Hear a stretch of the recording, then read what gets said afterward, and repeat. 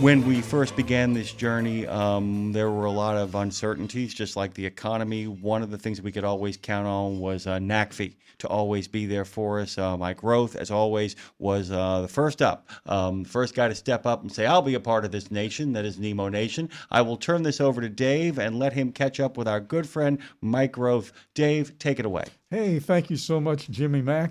Hey, Mike, good morning. And I'm going to ask you the first question because it's never the same. Where are you right now? Yeah, it's a fun question. Everybody seems to want to know our answer. Everyone's, I returned to Indiana where I have family. And yeah, Saturday night was 8 inches of snow. This morning it was 7 degrees. So yeah, it's winter. Must be holiday season. And it's definitely cold out. Back Thank home you. again in Indiana. No, get me out of here. Mm-hmm. Goodness. I was just thinking, we've gone through the messy middle, of course. We've been kind of on the side of the road watching you go by and all of the differently powered vehicles. And in my world, we always kind of do the VHS Betamax thing, like you have two kinds of ways to record your TV shows, and one's going to win, one's going to lose. We have all of the above scenarios, and the lexicon of fueling sources, and new ones are coming along. There are going to be winners and losers. How long do you think it'll be? And I know the unfair question is, well, who's winning right now? And that's not fair at all. But do you envision a world where all of the power sources for the messy middle run, the last couple of months, do you see all of those surviving, or do you think at some point we'll see a shakeout? Yeah. So, the way I like to answer this question, because it's really a hard one, but somebody's got to lean in and try to answer it. Yeah. You only need one. We benefited from diesel for 75 years, and we will for close to 100. I mean, it's been a marvelous fuel to move freight, high energy density. You can put it in an inexpensive tank, steel or aluminum tank, and you can haul freight. Carry it around in plastic. That's been a great thing. It's just been very, very, very flexible and strong. It has had the issues of cost, where sometimes we had $5 diesel fuel 10 years ago. We've had been above $4 at times, and then other times lower, depending on all kinds of things, including events around the world. It also has the issue of emissions, which we've come to find is very problematic for the long-term health and success or life for inhabitants of the planet. So it's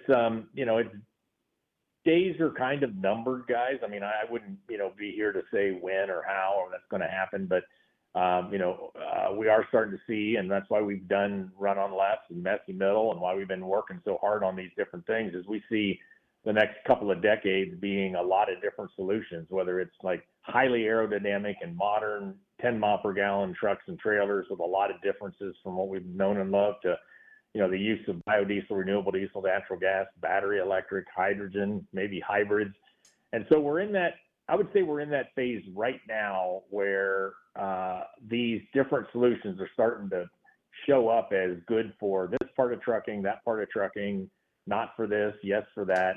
And we're trying to figure that out. But your question is like, what'll happen on the back end of all these bunch of these solutions starting to scale? So, you go to Freightliner, you might be able to buy a natural gas truck, or you can today, but also buy a battery truck and a hydrogen truck, but not a this or that. Or you can go to Peterbilt or Volvo, or maybe there's some new manufacturers like the Tesla Semi, et cetera. So we see that there'll be an extended period of time here where some of these solutions will work really well.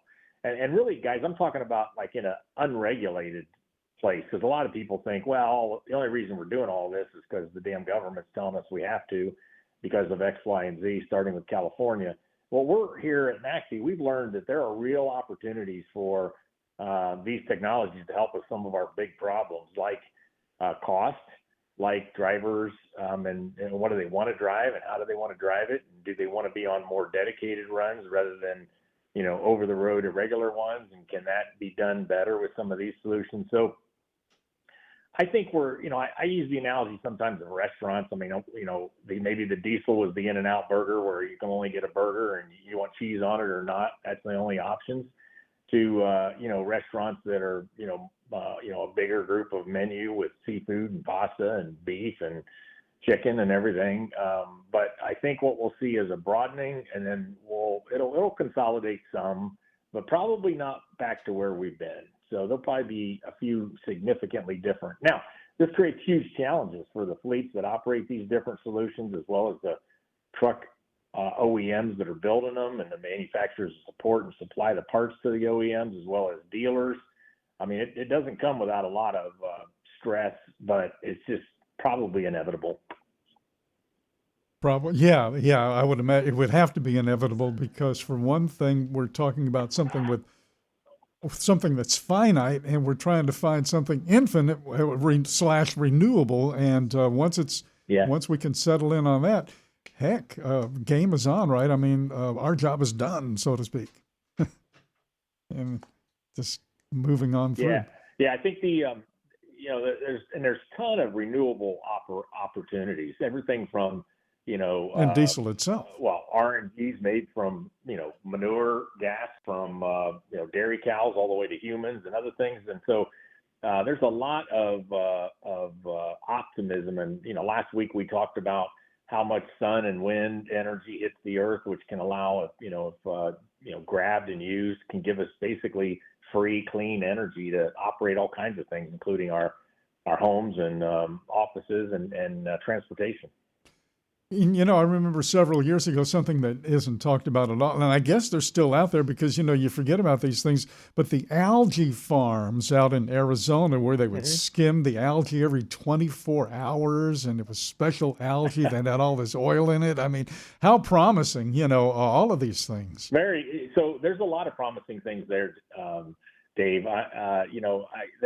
Everybody wants to quickly go to, well, do you make these crops for food or fuel? It doesn't have to be that trade-off at all. I mean, exactly. Even the soybeans, 40% of the energy that's in a soybean is wasted in making, in processing the soybean. So that's where biodiesel and renewable diesel often come from, is the wastage. And then there's also just lots of other things that, plants that can grow very fast, whether it's algae or other plants that then can be harvested, and it's not a food source at all, but one that can be turned into a fuel because of all the oils and energy that reside in them. So we would just scratch the surface, I think, on a lot of that applied research, where you go from the lab where they're doing this work to like real world. Can we make a fuel out of it that can run our trucks? And we know we can, and then it becomes a matter of cost and availability and other consequences of the fuels. Well, thank you for continuing to scratch the surface with us here on Nemo Nation, Mike. It's so good to talk to you every week, and continued success and Godspeed in the work you guys are doing, because you guys are bringing the future to the world. I mean, I'm not being silly there. I mean, that's the way it is. Yeah, in the new year, we'll have a lot of more details to report. Right now, we're doing a lot of analysis and studying from the events that occurred that we ran with Run on Less Messy Middle in the summer and fall. So we're kind of hunkered down a little bit right now, figuring out what did we learn here at a very detailed level, Dave. And I'll be back telling you about that in February, March, and onward, about what we learned and what we think the industry ought to take away from all of this. Fantastic. Thank you so much, Mike. Mike Roeth, as always, is a regular contributor here at Nemo Nation.